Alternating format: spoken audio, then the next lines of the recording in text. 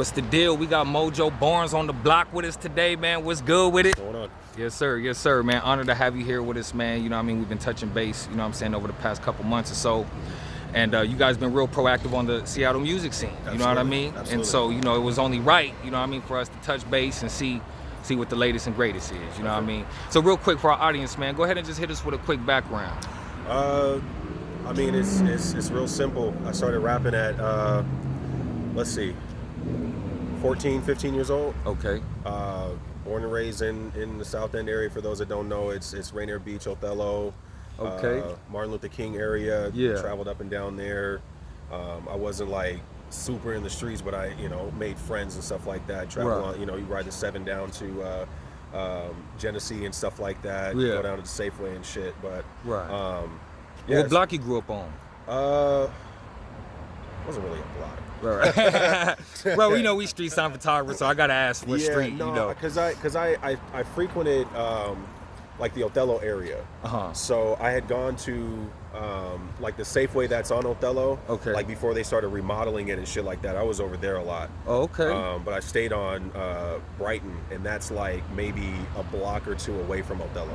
Okay, gotcha. If you know where Brighton Elementary School is, it's like a turn and another turn, and you're on the street that I grew up on. Okay. Yeah.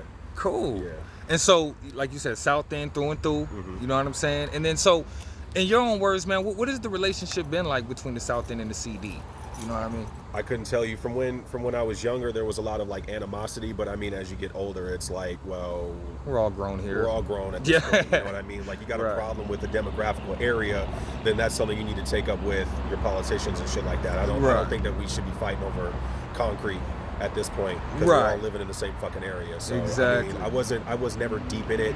I never knew the ins and outs of it. I heard of it, was never involved in it and shit. But my stance on like beefing with each other over some streets and stuff like that. I mean, as an adult, I think it's silly, immature and silly. Yeah. But to each their own, you know. Right. So that's what's up, man. So high schools. You know what I'm saying? What high schools were we coming out of? First high school I went to, I went to Franklin. Let's I went go. to Franklin for a year. I got suspended and ultimately had to leave the school. But then I went to an alternative school called Seattle Urban Academy. So the UGM that's behind the Safeway on Othello, I went there for the rest of my high school year. Okay. High school tenure or whatever. And so yeah, those are the only high schools that I went to. And that's where you would end up graduating? Right. Okay. Right. Mm-hmm. Got you. And so you went to Franklin, what, for like, your freshman year or what? Yeah, it was literally just the freshman year. No doubt. So once June rolled around, I did the summer school thing. I got the credits that I needed, and then transferred out. Yeah, that's what's up, man. No doubt. So real quick, man, let's get into the music. You know what I mean? Because that's what brought us here today. You know what I'm saying? Right. Look, man. By the time I discovered you, you know what I'm saying. I'm not the one who discovered you, just for the record. You know what I mean? But by the time I came across you, you know what I'm saying. You already had projects out. You know what I mean? You already had collaborations going. So, I mean, it starts off with mixtapes, obviously, with most people. Right. The first one I ever put out, so I used to go by Mr. J. Okay. It was like the starting point for the rapper. But I released something called Only Human Volume 1. I don't suggest anybody look for it, because I don't like it anymore. Right. But you don't think it's a real sign of your development at that stage? At that point, it's definitely a sign of like, oh, this guy is just starting. Like it's all beats that you heard on the radio and shit. Yeah, all covers it. But yeah, no, the first album that I released as Mojo Barnes is called Hoodies in the Summer, and that I released on SoundCloud. Okay. I don't think I put it on DatPiff. DatPiff was the first couple of projects that I released as Mr. J. So you still got those up there? Unfortunately. But yeah, I've got, so as Mr. J, I've got Only Human Volume 1 and New Life. Okay. And so those two are on DatPiff. It's on the internet. You can find it if you want to. But as Mojo Barnes, I released Hoodies in the Summer, and that was like kind of the catapulting of me wanting to take it a little bit more serious and try to be better at it. Okay, right. What actual project was that made you actually? It was Hoodies in the Summer. Okay, and what year was that? I want to say it was like 2012. Oh, okay, yeah. So you've been at this for a minute. Yeah. You know what I mean? Let's go. That's what's up, man. So okay, boom. So you got the mixtapes. You know what I'm saying? What's the project today? Are we gonna see a Takeover Music Collective, joint album, or what? Absolutely. What do we got on the horizon? So we've got a whole like slew of music, but the Takeover album is coming. I'm gonna be releasing something as well called Surface Tension, and that's gonna be all produced by Ready Ron Beats. Might have something produced by me, I don't know. Okay. But that's in the works. Yeah. We're in the process of trying to figure out the logistics and shit. But at least for me, that's what I got coming out. I know Seven the Panthers got a whole bunch of shit coming out. Yeah. Double XL is working on an album. Soul the Interrogator's working on his album. Yeah. Shout out to Angie Stacks. We're working on a project for her. Jay Ooze working on a project for him. Monster Illicit's working on his project as well. So now, what about Campy? Campy part of the collective? Kyle Campy, he's not a part of the collective, but he's definitely cool. You know what I mean? Well, he's Alchemy Union, right? He's out. I think he's still Alchemy Union. Yeah. Which is not a problem at all. Alchemy Union. That's some like roots for me at least. Right. Scribe the Verbalist. He's still Scribe the Verbalist. I think he's out of state right now, but he's definitely Alchemy Union. Golden Master. Shout out to them. Yeah. Rocket the Prophet. Shout out to him. Yeah. Definitely holding things down with Alchemy Union. Dead Mics was a part of it at one point. Everybody just kind of lives life. Right. Go ahead and give us an introduction to Takeover Collective, right? Takeover Music Collective, okay? Because at first, I was under the impression that, okay, this is what Ron started, but I think it's actually a joint venture between you and Ron, right? Right. So go ahead and explain to us, what the vision is behind the movement. The vision, I mean, it's in the name. We're just aiming to take over. We want to, provide traditional hip hop. We want to provide something that is organic and something from the soul. It's not all this gimmicky bullshit. Right. But the whole idea was to, create this camaraderie amongst other artists in Seattle that, wanted to be part of it, obviously, but just basically to help one another to gain a higher platform, because a lot of us are intentionally being looked over. Right. And, we're going to still kick down doors and break windows and shit and get inside any way that we can. Yeah. So our aim is to take over. Our aim is to just be seen and heard and create a legacy for the next generation of kids coming up or whatever. I've got a daughter and shit like that. So legacy is definitely in the forefront, and just creating something long lasting in the community. Right. Exactly. Mm-hmm. And so I noticed that you guys have taken like a real special interest to actual performances. Yes. You know what I mean? I think so that's like a part of the strategy. Absolutely. Yeah. I mean, you got to get out there. You got to be seen. You know what I mean? It's not just the grind of like writing the songs and doing the videos and the TikToks. Oh, the studio stuff. The studio stuff. Yeah. No, you have to get out and be seen. Exactly. You have to get out and be heard. So, exactly. Yeah, performing was like the focal point with Ron and I. Yeah. And then of course, we work in the studio and stuff like that, but nobody's gonna know who you are if you're not seen. Exactly. It's kind of like, it's kind of, you know the theory, but do you know the application? You know what I mean? Exactly. You got to actually go out there. And then also, we got to remember that, in hip hop, we were fans first. Mm-hmm. You know what I mean? So you can't neglect the fans. You know what I mean? You got to go out there and as much as you want to build a fan base out there, there's fans out there that's looking for you. Right. You know what I'm saying? So, I definitely want to applaud you guys in that and having that, sense of direction about the movement. You know what I mean? Because it's real easy on the local music scene where artists tend to be just aimlessly creative. You know what I mean? But to actually apply, you feel me, the skills to having a game plan to go with it. You know what I mean? That's critical. You know what I mean? In your words, you know what I'm saying, is like the current state of the local music scene. You know what I mean? Now, for me, I come from a place that's a little more conservative, and people aren't necessarily as receptive to the local arts. Mm-hmm. So I came up here, with the impression that Seattle was a little more friendly to the local art scene and whatnot. It's friendly. It's friendly to a certain demographic of people. Yeah. There was a certain point in like 2016 where it was just like the LGBTQ community that was getting a lot of love. Their rappers, their artists and stuff like that. Not to say that being like queer or gender fluid and shit like that is a gimmick or anything like that, but they're definitely highlighting what they feel is what represents Seattle. Right. I mean, I've got mixed feelings about Seattle, because you have your select group of people who are actually like dope and are trying to push things forward. Right. Then you got, you know, people who are trying to fucking follow whatever sound or trend that sounds good at the time. Right. You got people who are just kind of coasting off of other people. Yeah. And that might have to do with their race, it might have to do with their gender identity, it might have to do with their sexuality and their identity in that. Yeah. Money plays a big part as well. Right. But as far as what I think about the current state of like Seattle hip hop or Seattle music scene in general. In general, yeah. In general, I mean, I think it's thriving. I think art in general in Seattle thrives. You know what I mean? For sure. You got to be the right kind of person in order to be able to get elevated. But I definitely think that it thrives in Seattle. Yeah. You got Capitol Hill is full of like colorful people who are aiming to want to just express themselves in general, which I think is dope. You know, you got people, I mean, not even in just like Capitol Hill area. You go to fucking Olympia and you got people like that. You go down to Yakima and you got people like that and stuff. So, I mean, it's just a matter of the outlets. Everybody wants to be creative and expressive. And so I think Seattle's a great place for that. Right.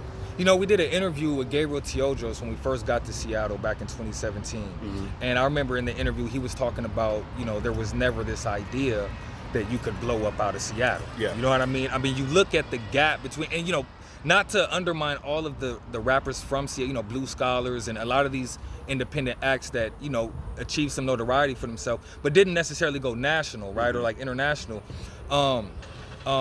You know, he says, you know, you look at the gap between Sir Mix-a-Lot and Macklemore, and it's just like, you know, that's testament enough to be like, yo, is there really a viable platform to launch someone's career here?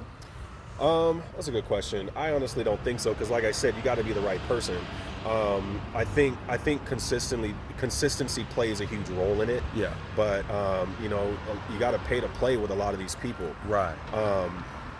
So no, I don't think that there's really a good platform here for rappers to get out of here. Yeah. I think that rappers in particular, right? Rappers in particular, yes. I mean, rock bands and shit like that, they go crazy here. Yeah. But yeah, I don't think that there's a whole lot of love for Seattle as far as rap goes, because we have people like Macklemore who are at the tippy top of it representing Seattle. Right. And you know, I feel like he's kind of flip-flopping in certain areas, but I mean, everybody's doing what they got to do to survive. Yeah, exactly. But and that's me trying to be empathetic to the situation. Modest about it. That's me trying to be modest about it. I don't think anybody outside of Macklemore is really getting love. Gifted Gab had to leave Seattle in order to elevate. And she's out in Cali, wherever she's at right now, thriving. And so that I feel like speaks volumes. But then you see Grinch, you know, he's working with Warren G. You see Greaves, he's, you know, on Rhyme Sayers, you know what I'm saying, working with Atmosphere and touring with them. Mm-hmm. I mean, would you classify that as success in hip hop? That's not for me to say, because everybody has their perspective of what success is. So that's not for me to say. If they feel like these people that they're working with equates to a level of making it or a level of status, as long as it works for them, that's where the support. That's what makes them move. Hey, yeah, you know? that's cool. Yeah. That's not what I would consider it to be. Right. My personal like idea of success is not just saying that I got to work with these artists, because I've opened up for a lot of different artists and stuff like that, and at the core of it, we're all the fucking same. You know, we're going to these shows, we're trying to sell out and trying to sell our merch and stuff like that, and the shows are mediocre. Yeah. But you know, level of success for me is like being able to live off of the music, have it be a job and a hobby at the same time, or a hobby that I love and stuff like that. Right. So it all just depends on who you are. Oh. So I want to talk about the competitive aspect of hip hop, right? And how, you know, we're all out here really trying to essentially build fan bases.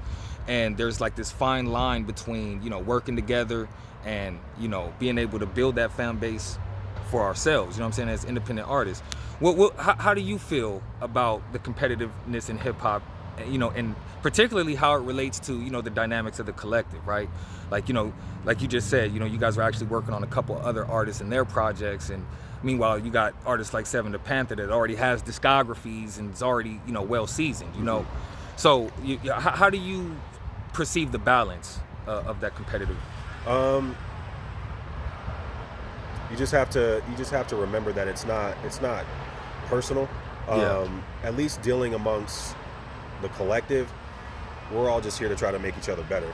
Yeah. When it comes to everybody else, it's a matter of like you're either down or you're not. You know, I think that there's room for the competitive nature and just the love of you know, wanting to, I don't know, flex your shit. Yeah. I think that there's room for that. I think that there's room for it to be friendly. Right. But you know, like I said, if you're either down or you're not. Yeah. If you have a problem with anything that somebody says and stuff like that, I mean, obviously you take it to the person, but yeah. Just, I don't know. Because when it comes to like competition and stuff like that, I don't necessarily focus on the fact that I'm getting ready to go like head to head up against somebody. Right. I write my shit the best that I can, and I stand by it. You know what I mean? Yeah. I think that it's more just having that pride in your work and stuff like that. Right. Some of it is delusions of grandeur. Yeah. But I think that when you have a good product and you stand by it, then it has capacity to be competitive. Right. You know what I mean? Because we're all trying to build a fan base. We're all trying to make money and stuff like that. So have you ever been in the studio with somebody and you know, was actually inspired by their greatness, right? Not even in an envious way, but enough to be like, okay, my dude brought it, I'm about to bring it. Yeah. You know what I mean? Yeah. It doesn't happen a lot just because I'm very picky. But you know, when I'm around people like Seven, back in you know, like 2016, 2017, when the whole Alchemy Union thing was booming. Yeah. Being around Scribe, being around Dead Mics, being around DJ Corndog, even being around like people like Rocket, being around people like shout out Rocket. Who else? Lord Olo. People like that, they cause you to see things from a different perspective, and it's like, okay, there's room to be better. Yeah. If you feel like these people are great, there's room to be that as well. Right. Yeah. But I'm, you know, I've never been in the studio and been like, holy shit, you know what I mean? Yeah. It's just more a matter of I don't know. I feel like it has to do with me and my thought process. Yeah, where because I'm so focused on myself. Yeah. That I'm like You're just not worried about the next. Yeah, not really. Right. I just know that steel sharpens steel, and if the moment comes, then absolutely I'm gonna go home and want to write something better. Yeah. But it doesn't happen too often. I don't like to be in the studio with a bunch of people anyway. Right. Like the only time it ever happens where I'm in the studio and I'm surrounded by a bunch of other people is because we're recording something and I've got something done. Yeah. But I've never heard somebody's verse and been like, fuck, I need to rewrite this. Right. Yeah. Like, just being honest, not even trying to be cocky. It's just because I spend so much time trying to perfect what I'm writing, that I want to be able to put my foot down and say, this is the best that I came up with, and I want to put my best foot forward.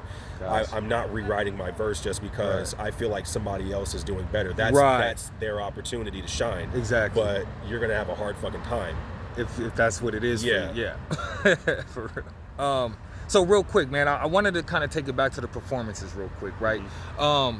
You know, what are your thoughts on Vermilion? Right, Vermilion in regards to being a venue that has catered to the local arts.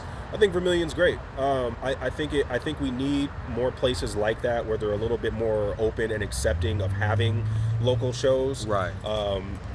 Not to like shit on other venues and stuff like that because they're trying to make money. Yeah. But you know, Vermilion, places like Cafe Red. Places like at the time the Upstairs and stuff like that who are willing to open their doors for people who just want to do music. Yeah. Nobody's trying to hurt nobody and stuff like that.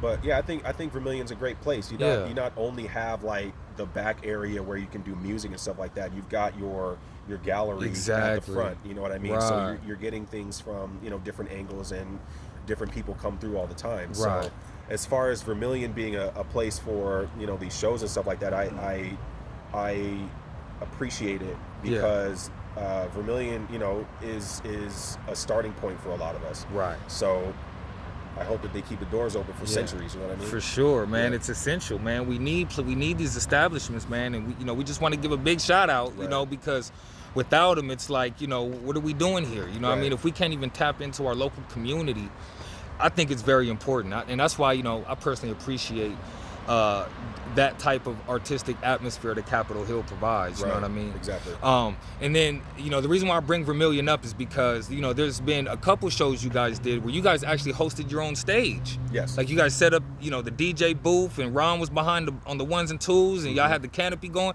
So explain to me that was all you guys. It wasn't just us. I believe at that time, and I'm spacing on it, but I know that Julie C had a big hand in that. Okay. So big shouts out to Julie C for giving us the space and the time to be able to do that. Yeah. But yeah, man, no, that was a fun experience. Yeah, we came to take over. I mean, let's go. Yeah. Now we got to get on these festivals, man. Right, you know what I'm saying? We got to start bomb rushing a bumper shoot out here, you know? Right. Real talk. So just Mojo Barnes, you know what I'm saying? What can we expect on the horizon? What current and upcoming projects are you working on? And when might we see it? Surface Tension. It was originally named Surface, but I want to call it Surface Tension. I just think the name sounds better. Yeah.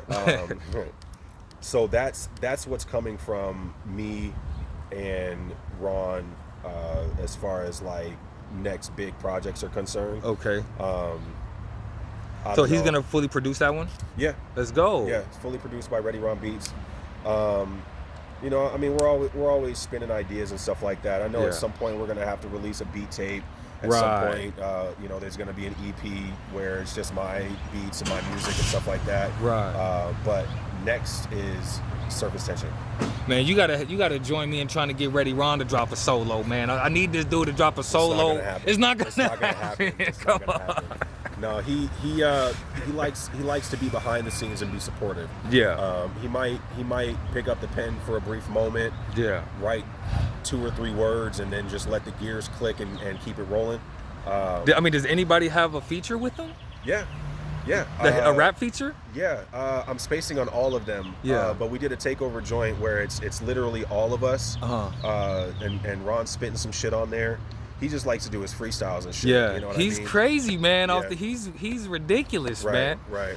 And that's what I'm saying, Takeover Music Collect, and then Haj fucks with y'all, you know what I'm saying? Absolutely. Yeah, Haj is one of the illest we've heard off the top, you know what I mean? And I mean, Takeover Music Collective, y'all got some hitters, man. Facts. You know what I mean? So what current and upcoming events are you guys planning to do? Because I know you guys are kind of, big on the local scene. You guys just had a show the other day. You just flew back in from Florida doing a show. Right.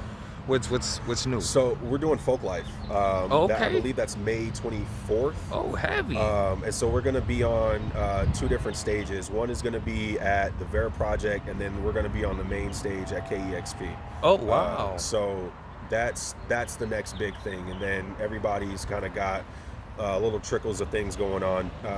Angie Stacks has something coming up on June 9th. I've got something coming up on the 10th. Yeah. I think there's one more show that I'm spacing on, but we've got a couple months worth of things happening that everybody should participate in. For sure. Let's go. Folk Life. That's heavy, absolutely, man. You know what I mean? And what I appreciate the most is like, look, y'all hit up the cafes. Y'all hit up, you guys don't even discriminate. You know what I'm saying? Let's get the show on the road. You feel me? And that's how artists who are made for this, right? This shit is for them. Mm-hmm. This shit is for y'all, you know what I mean? Because you put that time in, you know what I mean? Right. And you take every event serious. Mm-hmm. And, whether you're performing in front of 2 people or 2,000 people or 200,000 people, mm-hmm, you bring the energy every time. Absolutely. You know what I mean? And that's real quick. Just a couple more questions, man. No, it's fine. You can ask as many questions as you want. Yeah. So your creative process, right? Mm-hmm. Where do you draw inspiration from when you're coming up with new song concepts? I don't know.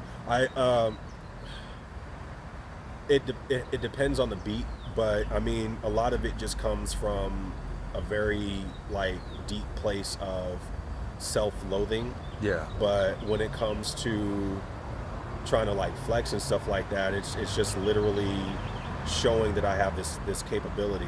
But it has to do with the beat. Honestly, it has to bring a certain feel. Exactly. Because then the imagination starts to work and stuff like that. So right. I'm like I like a lot of imagery, and so when I listen to a beat, I start to just imagine, I don't know, like a scene in a TV show or something like that, or what comes to your mind? Pretty much. Yeah. Because I know for some people it's like, they can write, beatbox and write songs all day long. Yeah. And then there's some people where it's like, hold on, I need the instrumental for my lead. You know what I mean? And that kind of dictates, the song that they end up making. You know what I mean? And I gotta visualize, honestly. Exactly. Exactly. And so, are you stronger with the pen, or you go off the top, or what's your strength? With the pen. With the pen. Let's go. I didn't practice enough for freestyling. And Yeah, stuff like right. that. I'm the kind of person that likes to come in prepared. I don't like to improvise too much. Right. As long as I got my shit straight, I'm aiming to kill every time. No doubt. And who would you say are like the top MCs that influenced you? From the start of it, it was Tupac. Okay. So I mean, if we're going off of like established industry artists, it's Tupac. Okay. Kanye West, definitely. Drake had a hand in it. Royce the 5'9", Joe Budden, Nas, Wale. Okay. A lot of people. Consequence. Yeah. But if I'm thinking like local artists, I was listening to a lot of Dead Mics. I was listening to a lot of Rocket. Like these were the people in my immediate like arm's reach that I could pull remember, from. and just be like, these guys make me want to be better. Yeah. So real quick, the industry, right? Mm-hmm. The last 10, 15 years or so, streaming is completely taken over the game, you know what I'm saying? It's completely changed the dynamics of how an artist even gets out there, you know what I mean? We hear the story of how Master P did it out the trunk, traveling across the country. We seen Nipsey Hussle's $100 mixtape, you know what I mean? What would you say are, the biggest challenges rappers face in the industry today? There's too many cooks in the kitchen. Yeah. That's like the biggest thing that I think of whenever I think about hip hop and the industry. There's too many cooks in the kitchen. Right. There's too many people who are watching things and thinking that they can do that shit too. I mean, it's got to start like that. Yeah. But at the same time, you can't be that. Right. Not that let ain't me put you. it this way. Not everybody can be that. Right. But I think a lot of the challenges are not enough resources, not enough support, not enough money as well, because everybody's charging for something. But there's also not a whole lot of honesty where people are saying, you know what, try something different. Right. So that just kind of coincides with the whole too many cooks in the kitchen type of thing. Exactly. So there's a saturation of everybody trying to be the same thing, thinking that that's their way out. And if it works for some people, that's cool. Right. Consistency plays a big part in that. Money plays a big part in that. Right. But I think there's a lack of honesty. I think there's a lack of support and resources for a lot of people. Right. Everybody knows, you can go to the internet because that's what's widely accessible is the internet and whatever you can pull from there, Instagram, TikTok, and shit like that. Right. But it's not that simple. You have to be doing it constantly in order to be seen and to get whatever following that you're going to garner from it. Exactly.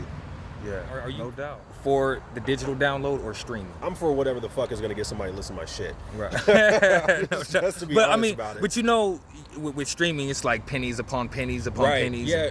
I listened to something that Snoop Dogg had said recently, and it's like, the streaming service is unbalanced because you're getting billions and billions of streams, but you're not getting millions and millions worth of dollars. Right. So it's unbalanced. Yeah, a fan would get away with listening to your whole album across the whole summer, and you'd be lucky to see $1.25 off. Right, right.